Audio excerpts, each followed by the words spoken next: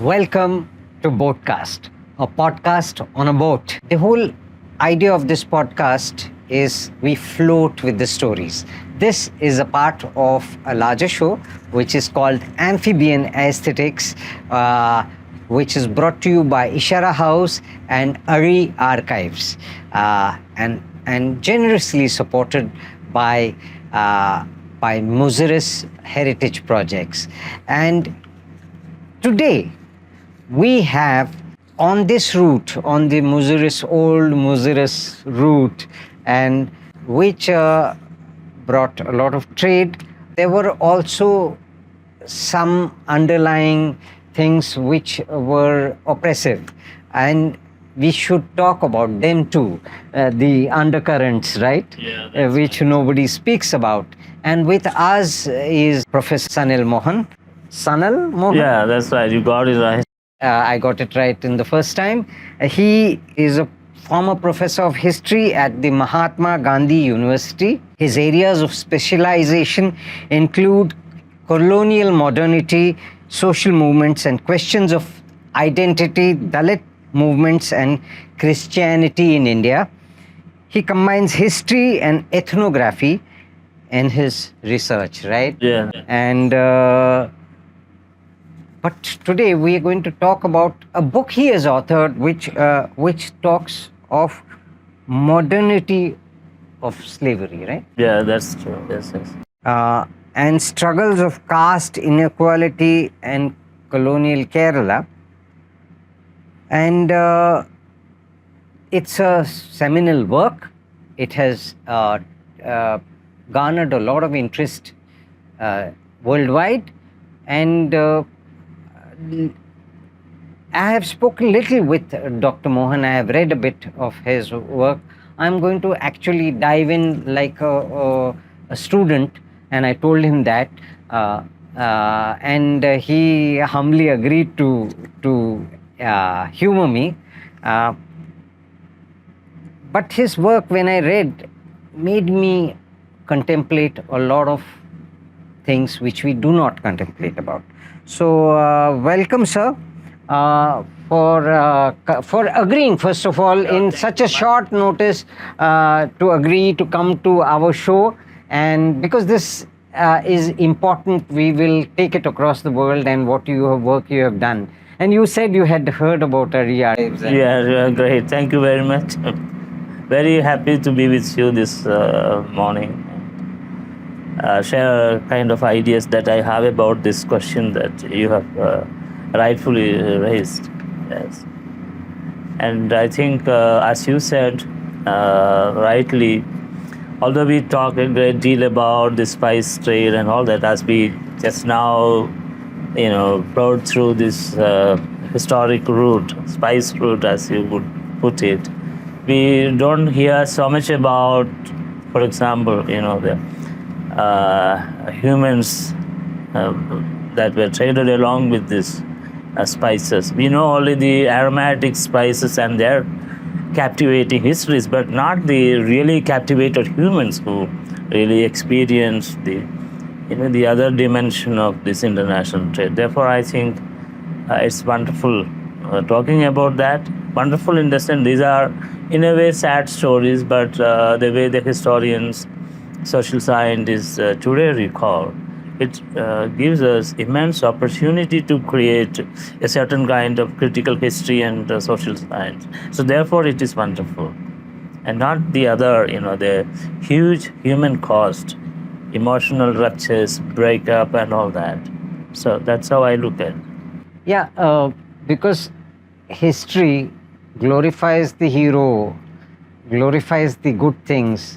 We see the shine, we do not see, so like diamonds, we do not see we see the shine, and we see it on a beautiful socialite in Europe, and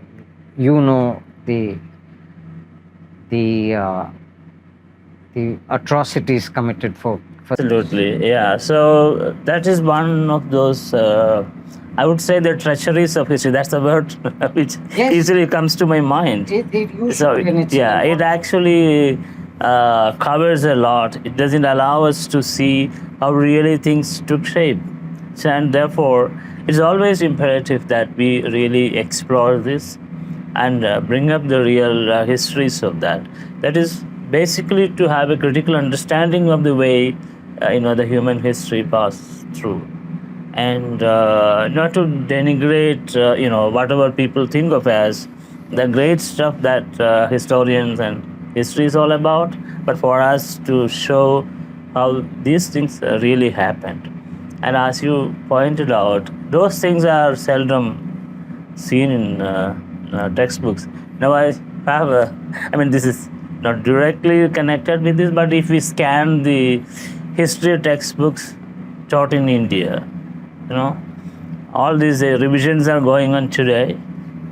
At various levels, we know who are all behind that, but probably we may not find a single sentence on this question that you have raised about this slaveries that existed in India.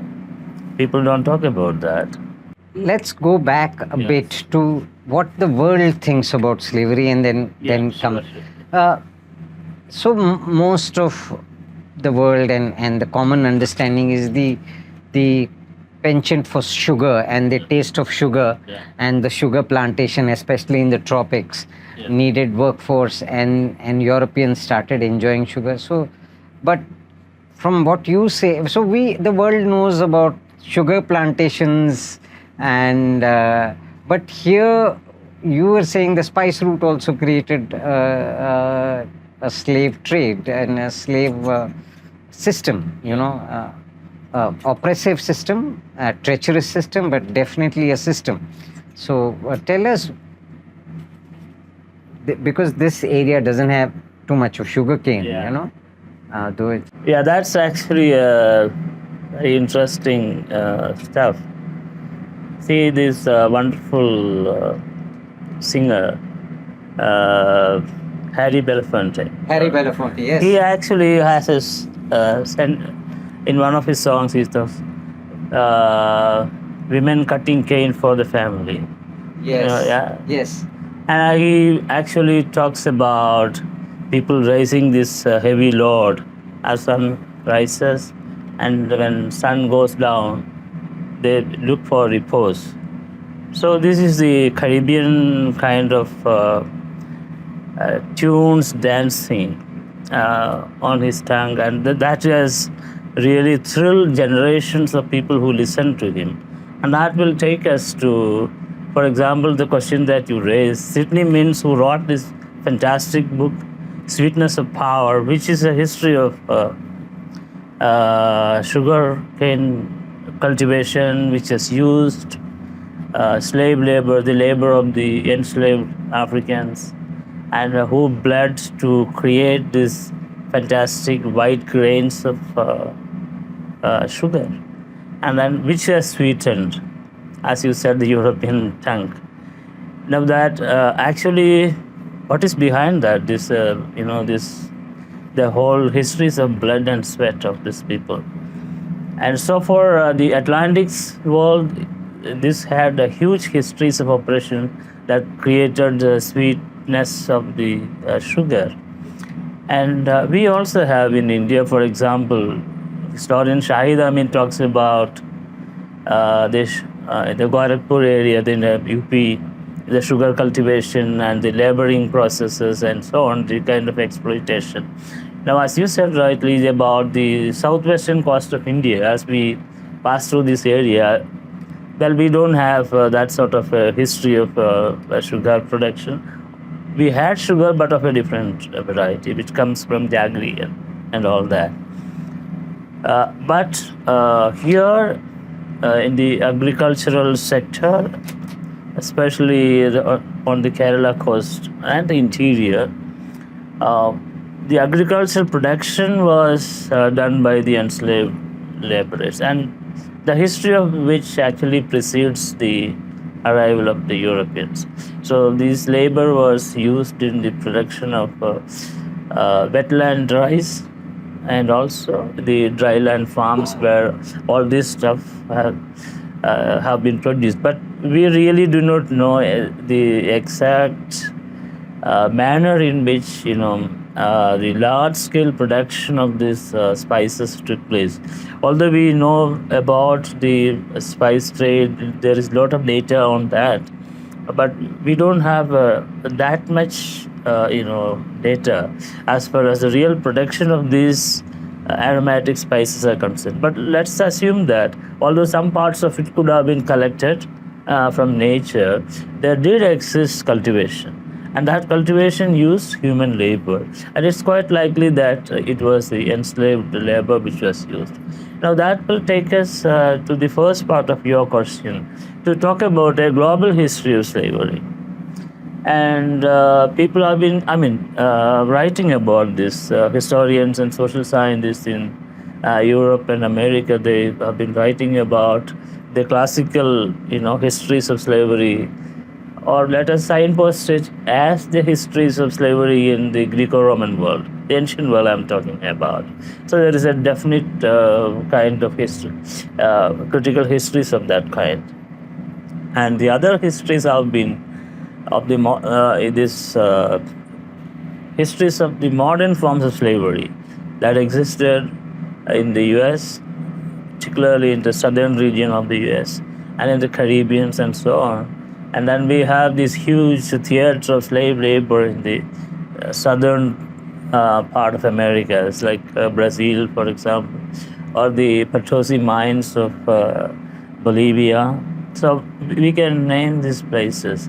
And also, we will see this being, done, for example, when it comes to the Indian Ocean slavery, we talk about South Africa, Cape Colony, where people have been employed by the Dutch East India Company. Or we go to the East Indies, where again, in the nutmeg farms, we have this enslaved labor. And also the Mauritius on the other side. So we have a huge network of, trans-oceanic deployment of these enslaved people. Now, if you look at the histories of the Atlantic world, even for US, you find more than 10 millions of slaves being transported for working in the plantations and other economic ventures there over a period of plus 3 centuries. So you have very complex kind of global history of slavery. And now the literature is so huge, but we can signpost some very significant works across these historical periods that try to really analyze how we talk about this. So for the ancient society, this Greco-Roman slavery, people like Roman slavery, you may read M.I. Finlay and people of that kind, or D. Crow, like historians for the ancient Greek forms of enslavement and labor and so on.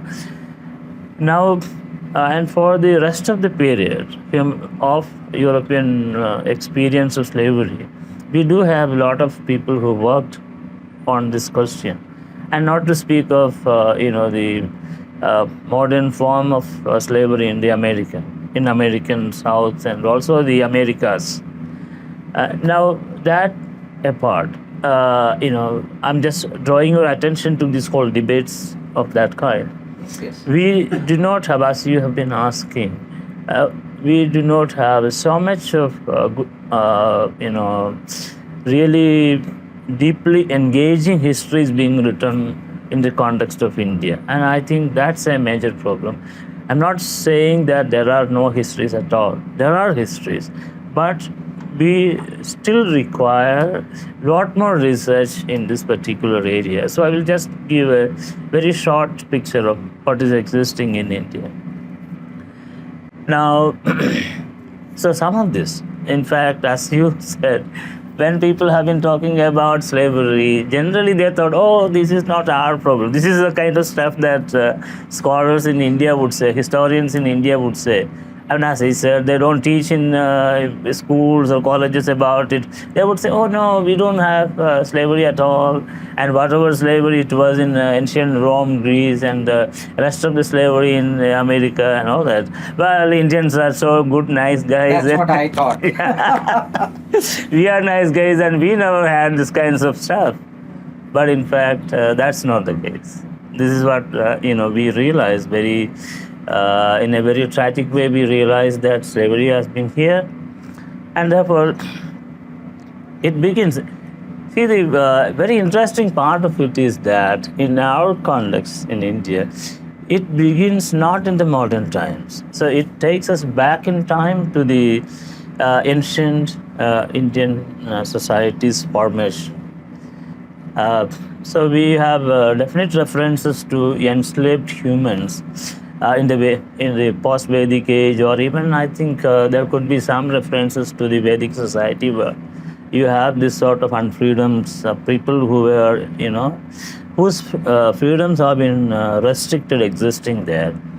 So, and then as we pass through the ages, we find definite forms of unfreedoms emerging in other historical times. So the ancient history of India, as we find definitely, the phase of 16 Mahajanapadas or, the later periods, etc., unfree labor existing. So we have the references to Mlechas, we have the references to Shudras, all of these are from ancient times. And the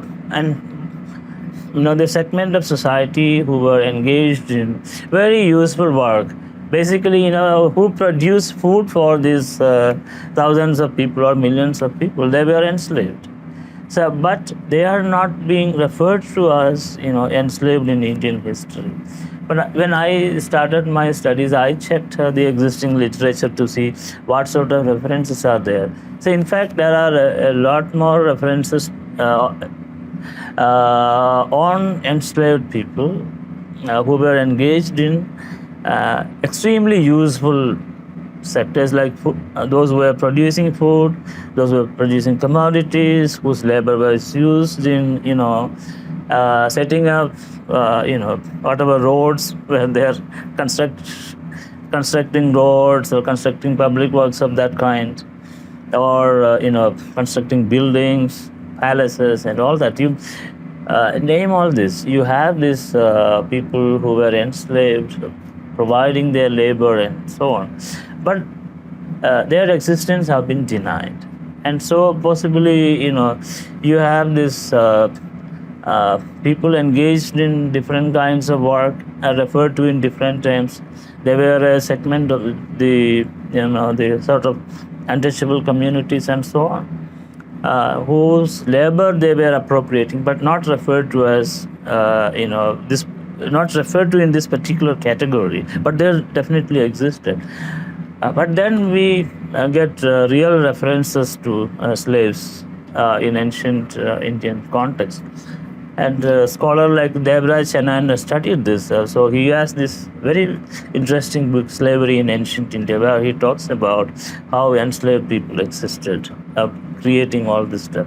And the history is the same for across the historic period. When you read Mauryan history, you see this. When you read the history of Guptas, you see this. Or all the local formations of empires or kingdoms and so on, you have this, enslaved people doing all this kinds of stuff. And which is very true for medieval India.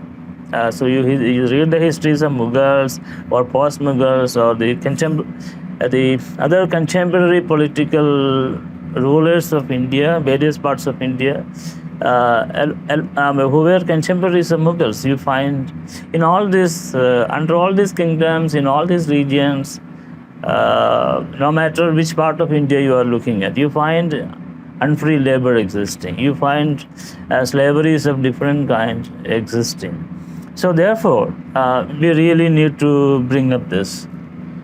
So even as we talk about this large Trans-Oceanic kind of movement of people, we also find slaves being circulated within the land, within the, the landmass of India, where agricultural production was taking place. So now the historic part of it is in terms of its academic placing. So we have all the colonial writers who inquired into this. The context was really, the abolitionist idea coming and the British doing, all these studies to show how much slavery was there, etc. That was one thing. And then we have, academic studies. As I said about Deborah Chanana and others who worked on ancient. And we have, many people who, especially in the 1980s and 90s, etc., writing about the histories of slavery in different parts of India. So today, what is the situation? We have early 2000, we had, for example, Richard Eaton and Indrani Chatterjee edited book, Slavery in South Asia. Indiana University published that book.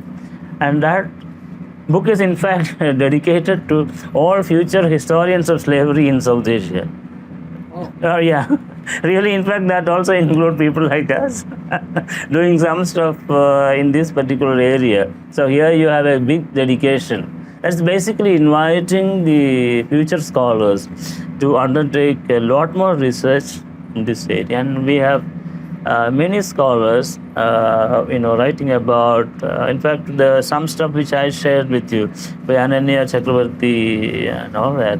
So scholars who really knew many other European languages, like the Portuguese, Dutch and all that, they use these language sources to write about it. And so we have, so I'm just signposting, this, some landmark kind of writings that we have. So we have, in fact, such important works. I'm not forgetting other works like the Chains of Servitude and all that by a group of Indian scholars who. That's very popular. Yeah, that's very popular book.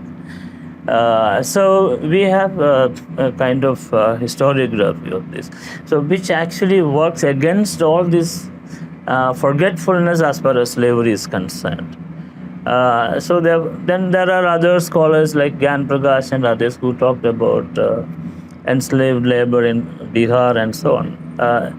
But then, of course, we join issues with some of those interpretations. But by and large, let's say that although we don't have much works written on slavery in South Asia or India, like what exists in other parts of the world, we still have some works, and we definitely need more research in this, because there was always a forgetfulness. And many of those historians who were writing, in fact, question on labor, questions of labor, or let's say the history of labor in India, they have not been really giving emphasis on this particular aspect. So therefore, we have a real challenge before us. You should. In fact, long winding kind though of. you spoke so long, it was so enlightening. Now I want to come. What interesting thing you said was nobody talks about the slavery. Everybody talks of the Trans-Oceanic slavery, but nobody talks of the slavery that happened here within. And so the piece you had given me, your paper, which I read, once the Portuguese came, the Dutch came, and later on the English, the Portuguese enslaved with dictats. So like if it's mentioned in Goa, St. Francis, and so if you can throw some light on that, and how did the Portuguese, because this entire route was what was used for Exactly. So I think we have this Portuguese engaging in this slave raiding on the African coast and taking people, and they. I think Cochin was in fact a transshipment area. They used to bring people and then offload and then upload them and then take to other directions and so on. And Goa being a very major place, you find people being brought there. So In fact, people have studied this particular aspect of slavery, and we also find by early 19th century and so on, some so-called royal households here in Kochi having, this African slaves as domestic help and so on. But so it's only in the ruling families, not. It was not something that is comparable to, for example, in the Deccan kingdoms, where you have the military slaves coming from Ethiopia and all that. They were actually purchased in the West Asian slave market, and then they were brought to India, and they worked in the military of the Deccan sultans and so on. So there was a circulation of enslaved people happening, and Portuguese made it, in fact, a major economic activity, because they were engaged in this trade in other parts of the world also, and we find people being taken to such far off places as South America and all that. So there is a very huge network of this trade taking place, and the Portuguese language sources. The scholars who work with those kinds of materials have shown us how much documentation have been there, and they really show that this thing is very much well documented. Now, interestingly, although we talk about our own coast, the western coast of India, Kerala coast was a major player in this. We do not find the African slaves being employed here. So they were confined to this coastal, port, and they were being taken out from here and so on. But they are not employed in the local economy in Kerala. So, because the local economy had the support of the enslaved laborers already here, and that was part of enslaved caste. Sorry, what I could call it as caste slaves. Enslaved caste slaves, or caste slavery was the mode of labor appropriation here, and therefore, so they would not have employed in the local agricultural production the slaves who came from outside. So that one had only an international demand, so not in the local economy here. Because with the local in the local economy there was this enslaved caste laborers working, and therefore we need to make a distinction. But the economic aspect of the other trade of people being brought from Africa, etc., that had a different dynamism, and it was connected with the oceanic exchange of human cargo, which is really significant, and possibly the resources generated through this trade really supported these trading companies.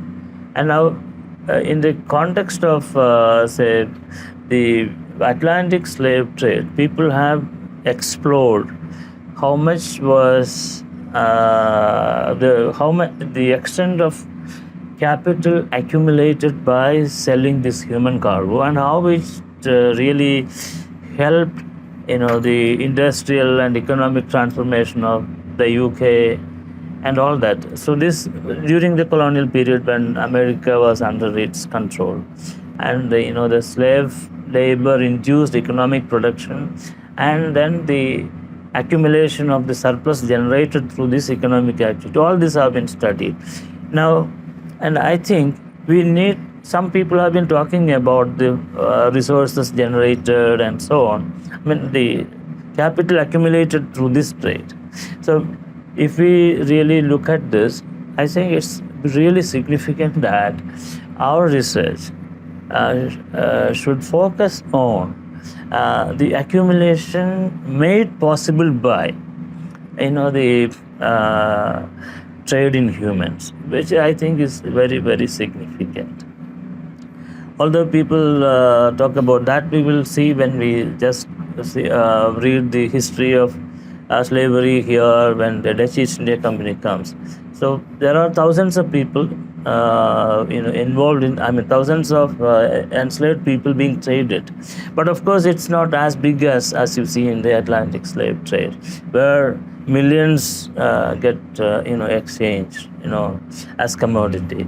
Yet we have a different dynamism as far as slavery is concerned. That's what all these people now doing research in Indian Ocean slavery talk about, because people move from here to Indonesia, then people were taken to say Sri Lanka and all that. So there people have been working on the plantations, the enslaved people who were taken from here, or who were forced to go like that. So therefore there is an economic dimension to it, which is very significant. Yeah, it's so important. I wanted to, and please do not worry about you speaking, because so much I am learning, and this is a serious topic, and this is a serious subject which has been skimmed over. Yeah. You used certain words which I want to actually rabbit hole into and deep dive into. The word, when I hear the phrase human cargo, it Yeah. puts some, it pains me, That's So today, when in today's context, and they did, I believe that till 100 years back, there was a slave trading company which was listed in the stock exchange in London. Is it true? Yeah, yes. Until the abolition took place, this was actually what I could say, very legitimate kind of trade. As much as you sell pepper or whatever is produced here, you could sell these humans. All these things were there, and the companies that's engaged in all this. I mean, even you see the bigger universities, etc., having their stock. Actually, the original accumulation has happened through this. And that's why you have this great gentleman statues were being toppled in Liverpool and other cities in UK. So you see the great figures of history being dragged into waters and thrown into the bay, So these kinds of histories have been happening. So in fact, for instance, I was Smart's fellow in Cambridge University, and this gentleman Smarts was part of all this oppressive system in the Cape Town. And a couple of years later, after my work in Cambridge, I was invited by a colleague to go to Stellenbosch University, and then we spent some time in Cape Town, having some academic work with the University of Cape Town, and then we went to slave lodge there. That's another story. No, you must. Yeah, we will come to that. So just as we came out of the slave lodge, and then this gentleman, Smarts, is there, his huge statue. So I told my wife, well, let's go there and have a picture taken. This is the one who financed my research against slavery. See, the whole thing, as we just went to this slave lodge, and we were looking at, so and we found that there is a column which could be, which is a revolving one, on which all the names of the slaves are written, and many of them have a surname like Warren Malabar. So these are slaves who originated from the Malabar coast, and these names are written over there. And I mean, the Dutch archives, the Colonial archives in Cape Town, they have kept all these materials. And these names actually come out of these documents. So just a sample of the names of the people who were thus traded. So, I mean, it is an unfortunate usage, the human cargo. But if we really look at the academic studies on slavery, One scholar, that name slipped off my memory. So he has been referring to actually, this commodity phase of humans when they are transported. See, as you catch somebody who is a free person and he is sold, and I'm just reducing this complex argument. So he enters the commodity phase, and then he is offloaded at some distant coast, and there he is given a name. And God knows whether this man really remembers that or not. And then he could be there as enslaved laborer, and he could also be sold again. So this phase of being a human, being a commodity, which actually alternates.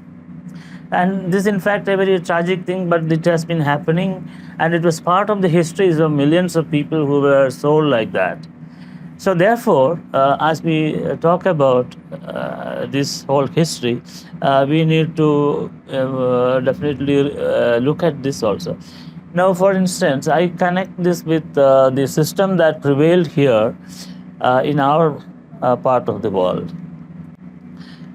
Some of those sources that I am familiar with, they do talk about the fact that although slavery has been in existence in Kerala for a long time, they say always time immemorial, because you cannot say when it started and so on. They would say that, well, these people were not sold outside Kerala, in the sense that they will not be sold to somebody coming from West Asia or like that. So these are enslaved people who are employed in agriculture, and they are seldom being sold outside. But there is a definite history of transaction within Kerala, because we have all these slave transaction documents that talks about X or Y slave person owned by X or Y, and he is sold to the other person. So in Malayalam they would say that innayal chiruda petta pulayi chiruda petta കോതൻ എന്ന് പറയുന്ന ആൾ, അല്ലെ ചാത്തൻ എന്ന് പറയുന്ന ആൾ, നാലാൾ കണ്ട് പറഞ്ഞ വിലയ്ക്ക്. So a price which is agreed upon by for individuals who came there, itra ana, itra phanam, they old silver coin. So they calculate it like that, and they say that, and the right on this person is transferred to the person who purchased him. നാലാൾ കണ്ട് വില പറഞ്ഞിട്ട് ഇന്ന ആൾക്ക് വിറ്റു, കൈമാറുകയാണ്. ആ കൈമാറുമ്പോൾ എന്താണ്, ഇയാളെ കെട്ടും പൂട്ടും അടക്കി വാണുകൊള്ളുകയാണ്. Which means that it is an absolute transaction of this person as a commodity, or on whose life the person who purchases has absolute power. He can kill this guy. You may kill this guy, or you may keep him. So like that, this is a kind of absolute transaction that used to be take place. And then, of course, we have documents. This is not just out of my fictitious imagination. There are, what you call this sale deeds. In Malayalam, people refer to it as Olakaranam. Aal vile Olakaranam. That's how it is said. This is basically referring to the fact that it is a slave transaction deed which is kept by the person who purchased this person, or who sold or and then they all sign, and then there is a witness, and this is a legal document. And in fact, during the probably this system continued till 1830s and so on in Kerala. And in fact, in the British courts during the early phase of the English colonialism, this would be registered, and this was a legal document, and that could be challenged. If somebody runs away from a master who purchased him, and he could be, like these American narratives of slave catchers going with ferocious dogs to hunt for the escaped enslaved person. So this person could be, caught and could be tried. But when this abolition took place, the whole legal promulgation, then it became this sort of transactions were outlawed. But my very strong kind of conviction is that in Kerala, the system of buying people continued even in the early decades of the 20th century. Yeah, so I guess there are some documents of the 1920s that talk about people being purchased like that. Even in the 1930s, these kinds of systems were existing. But the difference is that you cannot keep the document of transaction. Then it is unlawful. I mean, it is against the prevailing law, and you can take legal action against such individuals. So going back to the other side of your question, in fact, as we talk about this, as a modern form of slavery, the argument which I have in my book, it is like this. Although the slavery that existed in Kerala or any part of India is as old as all these, historical periods, but in particular context of the 19th century, what happens is that because of the intervention of the European missionaries and the British government, that in fact is a very complex kind of thing, because same kind of colonialists will be engaged in buying and selling people in some other part of the world. I mean, in the Atlantic. But you will find some sections of the Europeans moving against slavery here, the missionaries moving against that. And then, in order to really create a condition for that, they have to reinterpret the history of slavery. So, what will happen is that this age-old or so-called time immemorial slavery of Kerala has to be reinterpreted as a modern kind of regime, which enslaved people for whatever economic, social purposes, etc. And then this reinterpretation will make this slavery available for the legal discourses of abolition. So, because the other point is, this is very much part of the caste structure prevailed here. Going to come to that. So you see, what will happen is that nobody talks about abolishing caste. You cannot say that okay, from tomorrow onwards, caste is abolished by whatever kind of act of the legislature, parliament that we are going to introduce. That's not possible. So therefore, what they did was that although this slavery is connected with caste, they will say that slavery will be abolished. You cannot claim the body of a person as your property. So in 1845 we have in British India this rule. Then 1855 we have this being adopted by the local rulers of Travancore and Cochin.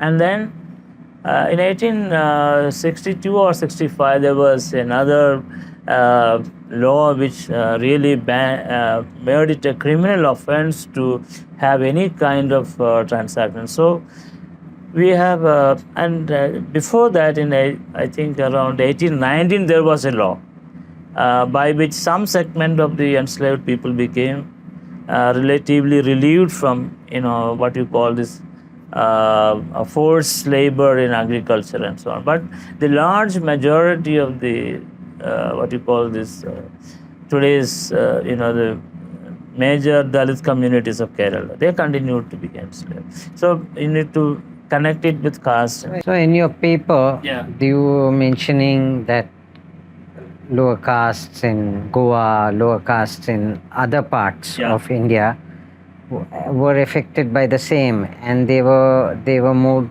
here through the spice route, right?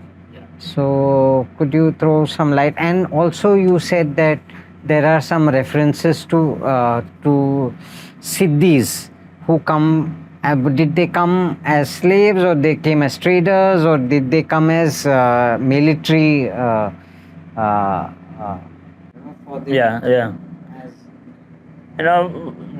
My understanding is that the military slavery was more confined to the Deccan, Hyderabad, that area, and there were thousands of them. In fact, people have studied this, and they really talk about how these people had been actually bought from the West Asian slave market, and they came into India, and they were employed in the Deccanese kingdoms as military personnel, and then eventually they merge with the local community. This is what happened. And in the city's case, possibly, I mean, different theories have been, advanced by people, but I've seen some academic research on them as well, and also some journalistic writings on cities. And they have been possibly, stranded in western coast of India as people who were brought here as part of the slave trade. That is a real possibility as far as the history of that particular group is concerned. Now in Goa, also we find a lot more people, passing through and coming there, etc. And then in the local community also, we have people being enslaved. So the say people from the fishing community and so on being bought there, and in fact scholars have spoken about it.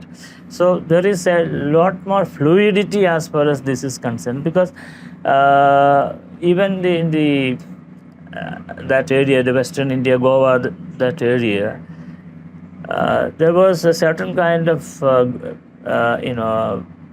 I don't know if it is true to really doing justice to say that domestic slavery, but there was a certain kind of forced labor being extracted from communities in the lower rank of the social order by the Brahmins and others. This was there in Goa region, and when during Portuguese times they escaped from there, and many of them came and settled in Kochi and all that.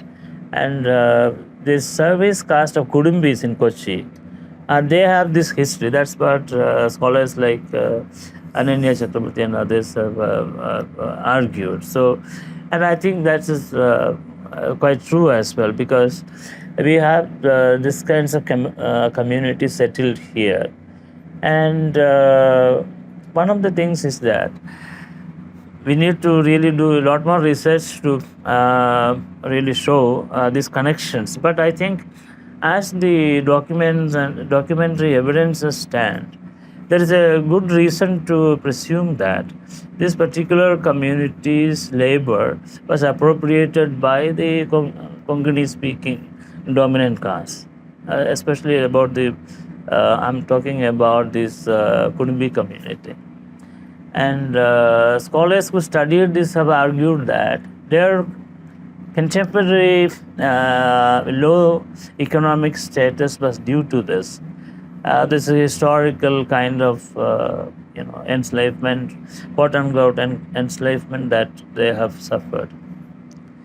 Now let us look at whether this is true for many other regions of India. And I think it is true, because most of those who were providing their labor as enslaved people, they could not rise in their social conditions, their social status. And in fact, I think one major problem there is that because historians or social scientists in India have not really talked about what exactly was the condition of these people on the ground, then this connection with a historic enslavement and their contemporary economic and social backwardness is not built up on the basis of such an argument, but it is built up on the argument of, say for example, untouchability. So this is a point where I have problems with many scholars, because they would say that, oh, these were untouchable. Definitely they were untouchables. Untouchability was there. But I think far more important was the enslaved status, because that prevented them from owning property and all that. And this, to my mind, because I'm not a researcher doing primary research in the histories of Western India or other regions of India. Therefore, I'm not reading the local language sources, vernacular sources there. I am accessing them through English. But my reading of the secondary literature show that, one of the interesting aspects could be to see how this is impacted uh, forms of enslavement have impacted their status across historical period. But this is not done in such a way, and therefore I think we have a real gap in our understanding of these interconnections, or there is a huge rupture in our understanding of these interconnections. So the Kunbi, or Kudumbi, which you say, is in Western India. So even till today, if you have been studying and seeing what is happening in Maharashtra, for some, there's a caste, there's a reservation strife going on. For the Kunbi community was actually local, but they were never, they were enslaved, and they were taken part of the Maratha army. And today, but they were not within the Marathas also. There was a difference between the Kunbi and the. Yeah, I know that. That's why I said it is a real complex thing there, in the sense that maybe some segment of that was really degraded economically, socially. Not all of them, because we also talk about Kunbi presentry, because these terms are in a way little bit elastic, or they were in a flex at some point of time. So therefore, this problem is there. And I would not say that all of them, but maybe one particular segment of that, whose labor the upper caste used to appropriate. Now, the other point which is really relevant here, as you said, is to see that how, for example, for instance, as you brought in this Maharashtra case, the case of Mahars, for instance, they did suffer a lot of this economic, social ostracism and economic exploitation and so on. But as I read the published materials in English, my understanding is that unlike the case of Pulayas and Parayas here in the southern region of India, I may be wrong, but I make this statement. We don't get to see the other people like Mahars, etc., being sold as enslaved people. But here, as I said, we have definite transaction documents that prove that these were enslaved people. So for many parts of India, those histories of the oppressed castes are very different. Because I may recall one interesting book by economic historian, the late Professor Dharma Kumar of Delhi University. He wrote a very seminal work, which is Land and Caste in South India, where she actually talks about histories of slavery and all that. So she has a case, she develops her case for the Tamil region. And for the Tamil region, actually we have this term, Adima coming. And this will take us back in time to the so-called great Cholas. Cholas are a very emotional stuff for Tamils, no? Yeah. What does Adimai Kami mean? Excuse me? What does Adimai? Sorry. Adima is a Tamil term, and Adima is a Malayalam term for enslaved people. Oh, is it? Adima means a slave. So in Tamil it is Adima. And you see, the whole lot of labor was performed by these people. And in fact, I think the historian Dawood Ali is based in the University of Pennsylvania. He studied this history of enslaved people, reading the inscriptions on Brihadeshwara temple at Tanjavur, where you get all these fantastic references to these people. And one term which is used is Panimakkal. Pani is labor. These are children of God or devil employed to really work in the land. They are the ones who really plow the field and do the agricultural work and so on. So they are Panimakkal. They work on the land. They cultivate and all this. So my point is, when I read this Dharma Kumar's work, or Dawood Ali's work, and many other scholars who worked on this, we get very definite information about this enslavement, agricultural production, and so on, going back to the times of the Cholas. And even that could be pushed back in time, and it could precede. Now, the interesting thing is that you see that funny stuff of Indian Prime Minister holding, what is it called? The scepter, that Chola scepter. Yeah. Which in fact is a real signifier of caste domination and caste power of the Chola rulers. They could break the damn head of anybody with that.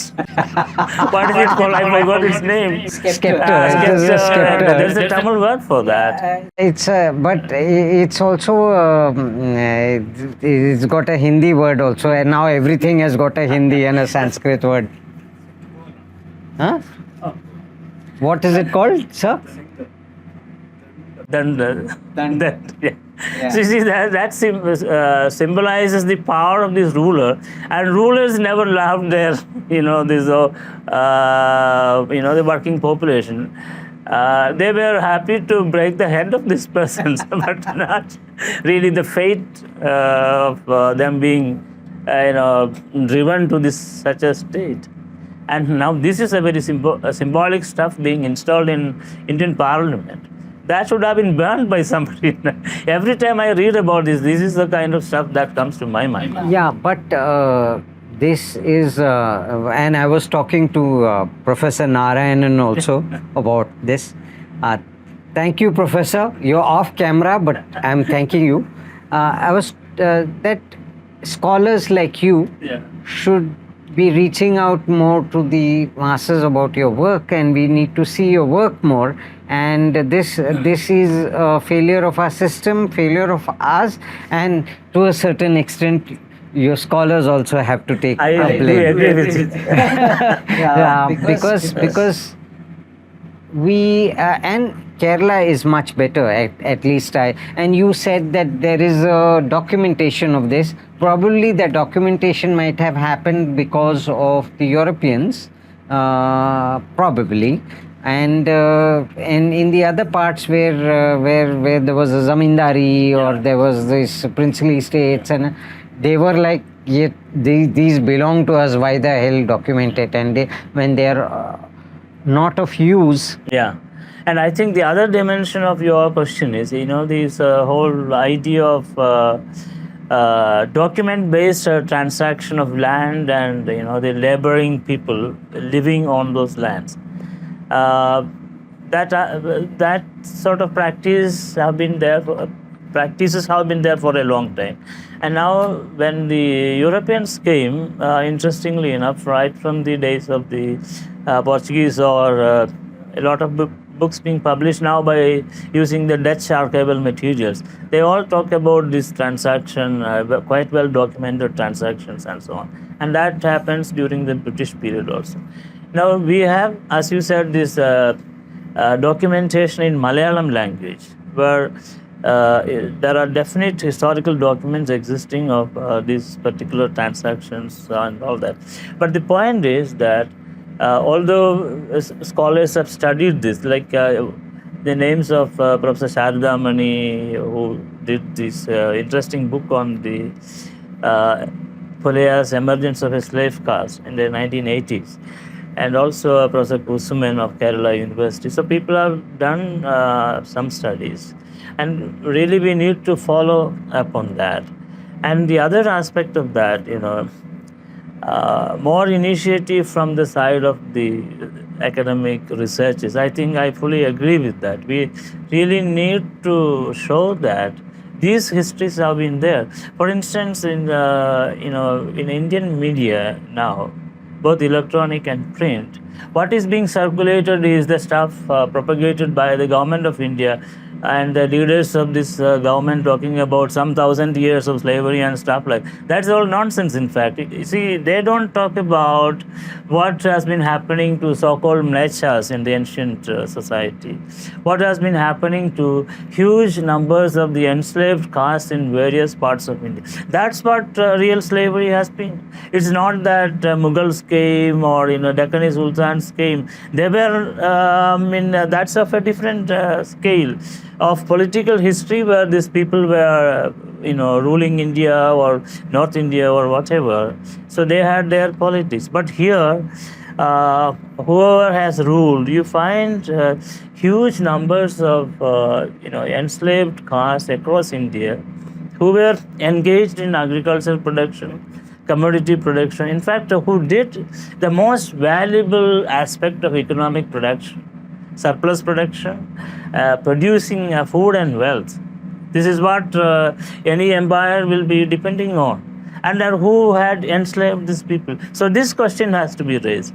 Now, the failure of the academic community is to really bring to the public, I fully agree with what you said, and make it known to the public that the histories are different from what the government really propagates, or what a Godam institution like NCRT is doing, the kind of nonsense which they are doing now. Or even the UGC, because I was teaching in a university for a long time, and I always thought that UGC is a very stupid institution, and they are proving it now. It's not. UGC and NCRT are just pens. I know that. So the hand is And it is not invisible hand; it's a visible visible hand, and always the one with the ruler. Yes. So therefore, what I want to say is that history becomes a very deadly stuff. They want to make it like that, and so the academic community really has to respond to this. And but I do not know at the end of the day whether you write a good history, whether this history will be the history which will be accepted, because this takes us to this you said the UGC, and there has been a bit of dumbing down of our system, education system itself, where we are not even discussing these things. Humanities are treated as so. Yesterday I was with Professor Tarakan, who said that tapping, if you learn to tap and you became a typist, you could go to Bombay. It was he said it in Malayalam in a funny way, and I'll try and get you the piece.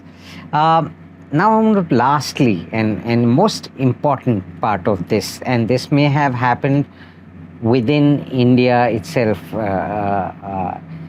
is which you talk about in your paper, which is about sexual slavery, women being used to exploit them sexually. So, if you can talk about that, and we can then. No, that's in fact it is something which has been there for a very long time, and in all the studies of slavery, in fact, people talk about that. And I think when we take the global history of slavery, the Atlantic slavery and all that, there we get a very definite kind of histories of that. And like for instance, when I read, for example, the American slave narratives, I take this because this is a very definite example, and that will take us to the questions of race, class, and all this in a very much embedded manner. There is all this intersection, crisscrossing of all these issues. Now, the white masters who had progenies in black women, even the masters would sell their own children. Oh. They have what very horrible thing, in American English, they don't use a word like half caste. I don't know. But in the Australian English, they use a word like half caste to refer to the children born in black women and fathered by these white colonizers in Australia. So if you use that half caste kind of expression, you have this, different kind of racial stock being born there under slavery. So this happened in a very big way, and therefore you have this light-colored people. There are a lot of them, including the famous people like Frederick Douglass, and many others, who are really famous and radical thinkers and so on. So that kind of histories have been really explored in this Atlantic slavery's context, and people don't feel ashamed of it or anything like that. They really talk about this real horrible past where a father could, he's not a father, he's just a slave master, he can sell his own children, like that. That has been, that really happened, that kind of thing. Now here in our part of the world, what will happen is that because the enslaved caste used to live on the lands of the, the upper caste people, the control over land really gave access to the men and women of that area who were from the underprivileged caste or oppressed caste or untouchables or enslaved caste, whichever term you use. And therefore, their sexuality was under control. The masters had always access to their women folk. And because of their enslaved caste, enslaved status, you don't find a very powerful masculine figures emerging. This is my impression. One can really challenge this, but this is how, we have historical sources to talk about that. So therefore, the women could be violated, and then men are also emasculated. They cannot attain this what you call, for good, I mean, I don't know whether it is good or bad, but let's say what the male that you find in a patriarchal society, you don't find that kind of a male figure in enslaved caste, and therefore these women could be violated, and then you have all kinds of, what you call this, exploitation of women, and their sexuality being under control of these upper caste male, because they control this land and resources and so on. This was a reality. And if you read the histories of similar communities in any other parts of the world, I mean, in India, I think this is true. In fact, even in Ambedkar's writings, because the other day we had this discussion as part of the Hortus program, so this is being talked about, how Mahar women, the upper caste over there, thought that they are accessible to them. The similar situation must have been existed in Tamil Nadu, where you have the Paraya women. And if you read, a book like Virama, so the narrative of that Paraya woman, there are references to similar kind of experience. So there are any number of such cases. And so the stuff in Kerala also is the same. So therefore, I think this is a very major problem. And I had an occasion to write about this. And the question was to see, when you say the other aspect is to talk about a history of emotions in the context of slavery. So I tried to do some research on those lines, because we know the economic, social dimension of slavery and so on. So can we talk about the emotional aspects, the aspect of pain, the aspect of, say, joy? How did really the social reproduction of emotions, anxiety and all that, because even as they were enslaved, they also had their own joys. So how shall we talk about this? So we need really to conceptualize as historians or social scientists to talk about this. How about their language? How about their expressions? How about their dreams? How about their ideas of ideas of freedom or possible freedom or a possibility of a good life and questions of that kind? So these are themes that have been really explored by scholars who study slavery in in America and other places. We don't, since we are not really doing research in this particular area, hardly we find anything written about it. So I think there are many more areas where these sort of issues to be taken. And then what will happen is that the kind of slavery that we have been talking about in our context in Kerala or India could become really part of these global debates in the area of slavery. Now, we have one issue here coming up. You have been referring to, the slavery being taught in universities or schools and all that. Awareness. Awareness, yeah. So what I'm saying is, we have network of scholars studying Indian Ocean slavery, particularly by scholars based in Canada and all that. I forgot the name of that particular network. I think Professor Ian Campbell. So he has a really fantastic group of scholars working in this particular area.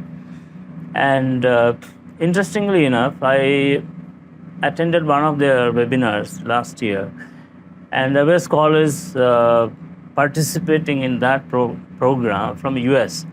Now they are informing us that they are in the US. They are offering courses at the graduate level, courses related to slavery courses related to Indian Ocean slavery. While I don't think any university in India will be teaching a course at the graduate level, that is, PhD level or postgraduate level, a course on this question of slavery. So therefore, what you said is absolutely correct. Even as we have some research happening, this particular research doesn't seem to have any effect on the academia, which would have been taking it such research, taking them forward. So therefore, I think events of this kind, for instance, similar conversations hardly take place in universities, I think, because not many people are doing this kinds of research, and also they might think, oh, you are doing this stuff is to denigrate our great history, yeah, those kinds of things. That's the usual kind of stuff that. Before we end, I must tell you that the universities today we are all part of that, especially here in India, are actually creating workers, not thinkers. And that is the modern form of slavery. Yeah. If you look at it, we are creating a workforce. So you tell me how many students will say that I want. You ask a school kid, nobody wants to do any research work or any intellectual work because it's I will not get a job, I will not get paid.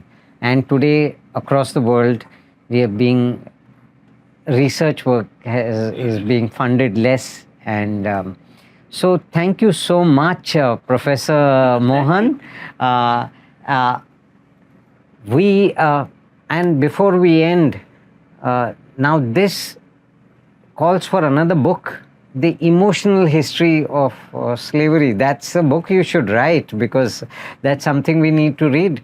Because that will and that's such a beautiful way to dive into slavery, because that will be a good doorway or gateway to get into this absolutely serious subject, which we call this exhibition is called See a Boiling Vessel.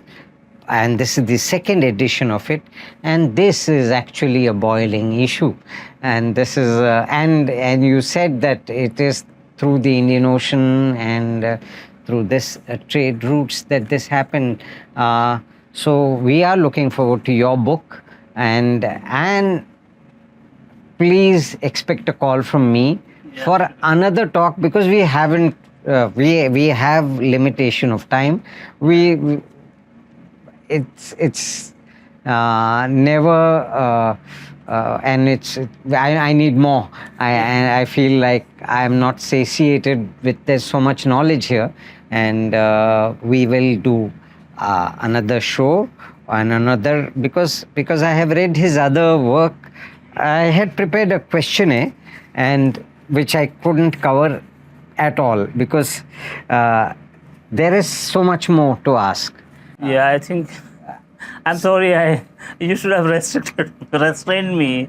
No, you, in fact, thank God I didn't, because this whole thing is about floating, about going with the flow, and we did go with the flow. Thank you so much. Yeah, this reminds me of my visit to Goree Islands in West Africa, off the coast of Senegal. There's a that was an island where slaves used to be stored, and they entered the Atlantic, and that's a door of no return. As the slaves who embark on ships, they will never return, and the dead are thrown into the sea, and sharks are there to eat us, and we are at a door of return. So thank you very much. Yeah, and ending such a serious note with such a I didn't know you had such a wild sense of humor. Thank you so much, sir.